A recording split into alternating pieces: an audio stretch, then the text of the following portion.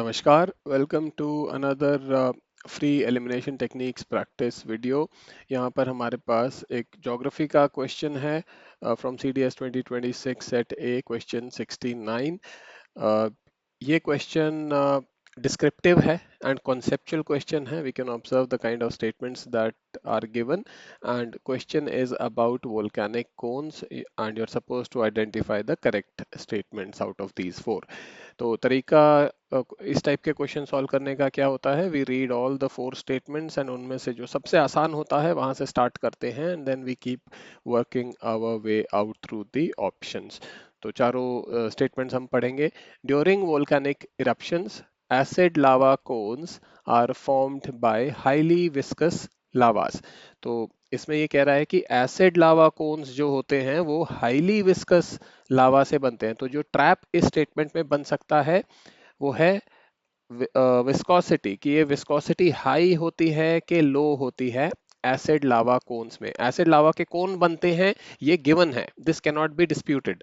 लेकिन ये जो कोन्स होते हैं ये हाईली विस्कस लावा से बनते हैं कि लो विस्कोसिटी वाले लावा से बनते हैं, this is the trap. Second statement बोल रहा है viscous lavas have high mobility and can travel for long distances। तो अब देखो सेकंड स्टेटमेंट में विस्कोसिटी का मीनिंग दे दिया कि ये कैसे लावा होते हैं। तो ये हाईली मोबाइल होते हैं एंड लंबे दूरी तक ये ट्रैवल कर सकते हैं। तो इसका मतलब पतले होते हैं, मतलब पानी की तरह। जैसे इफ यू थ्रो वाटर तो वो पानी ज़्यादा दूरी तय कर सकता है बिकॉज वो वैसा होता है, थिन होता है, विस्कोसिटी उसकी कम होती है, थिकनेस, विस्कोसिटी मतलब थिकनेस। एंड तो एसिड लावा के जो कोन्स होते हैं, फर्स्ट स्टेटमेंट में कह रहा है high viscosity, high thickness, thick lava के होते हैं, एक तो ये कह रहा है। सेकंड कह रहा है कि ये highly mobile and long distance है। तो देखो ये वाली तो बात ही गड़बड़ हो गई यहीं पर ही। High viscosity and high mobile तो होना ही नहीं चाहिए ना साथ में, ये तो गड़बड़ हो रही है यहाँ पे। तो सीमिंगली 1 और 2 में ही, शुरू में ही हमको थोड़ा गड़बड़ दिख रही है।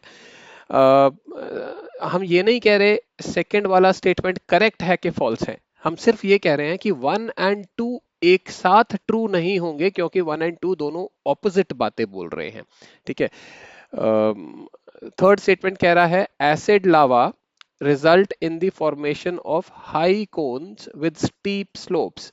अब सेकंड एंड थर्ड को अगर एक साथ देखेंगे, अगर स्टीप स्लोप्स हैं किसी कोन के, मान लो आपका जो स्टीप स्लोप का कोन कैसा होगा, देखो इस टाइप का होता है, राइट। तो स्टीप स्लोप किसका होगा? जिसका लावा बहुत जल्दी नहीं फैलेगा, जिसका लावा धीरे धीरे चलेगा, वही तो ठंडा होता जाएगा तो स्टीप बनाएगा ना स्लोप को। जल्दी से फैल गया तो फिर वो तो ऐसा डोम शेप, ऐसा इस टाइप का डोम शेप टाइप बनाएगा वो कोन।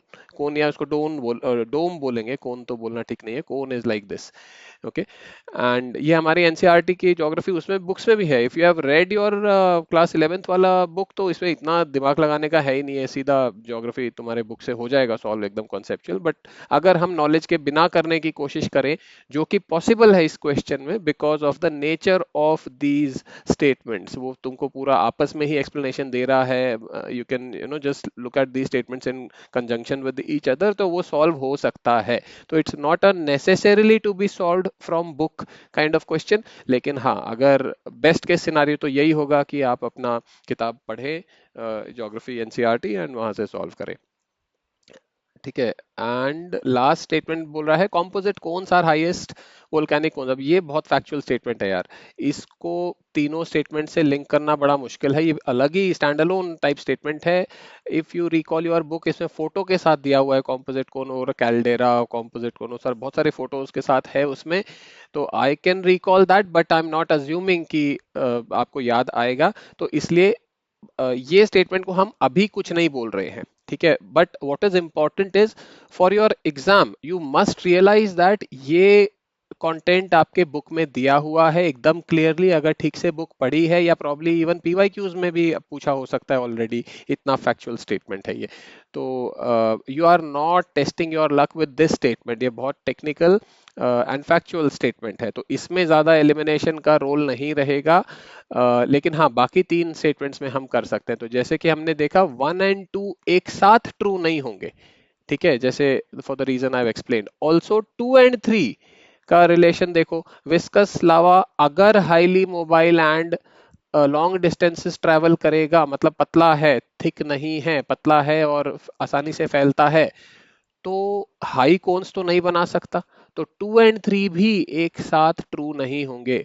ध्यान रखो, मैं ये नहीं कह रहा हूं कि सेकंड स्टेटमेंट ट्रू है कि फॉल्स है, सिर्फ 1 और 2 एक साथ नहीं जाएंगे एंड 2 और 3 एक साथ नहीं जाएंगे। और ऐसे क्वेश्चन में एओटा तो आंसर नहीं होता, बहुत कम चांस होते हैं कि एओटा आंसर हो जाए।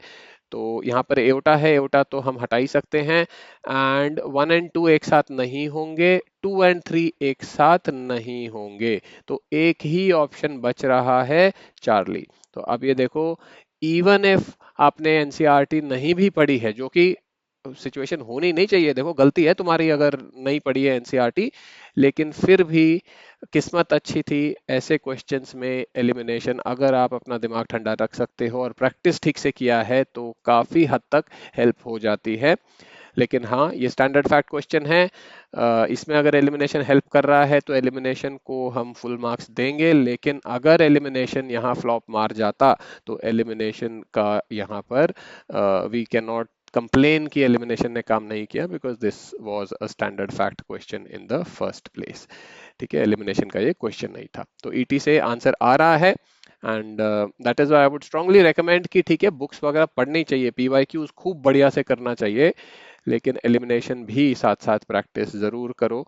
आपको नहीं पता आपको कहाँ पर हेल्प हो जाएगी। And in my experience, if you have practised well, if you have done like well, मतलब 10 टाइम्स आपने किया है एटलीस्ट लास्ट 10 ईयर्स का क्वेश्चंस, तो on an average 35 to 40 questions तो पिछले 3-4 साल में एवरेज बच्चा भी सॉल्व करके आ रहा है एलिमिनेशन से, जो हम सीखते हैं। And if you have practice more than that, if you have आपका एक स्टैटिक का भी थोड़ा आपका बेस बन गया है, एनसीईआरटीज भी करी हैं, पीवाईक्यूज भी करा है, तो you can go beyond that also, 35-40 questions के ऊपर भी जा सकते हो, है ना। तो अपना इस हिसाब से तैयारी थोड़ा बैलेंस्ड रखो, सारे एस्पेक्ट्स को अप्रोप्रिएट अपना टाइम दो, and you will do well in exam. Thanks for your time in this video. Let me know how you feel about it, and we'll see you in the next one. Bye bye.